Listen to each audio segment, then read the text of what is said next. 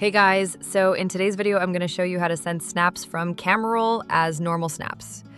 First things first, ensure that you're currently running the latest version of Snapchat. If not, just simply update it by the Google Play Store or where you have downloaded the application. Now access the application, and then here at the top right portion of your screen, simply tap on this arrow pointing down and then hit the director mode. And once you're here, just simply go to Import Media and then add the specific photo or image that you would like to be added.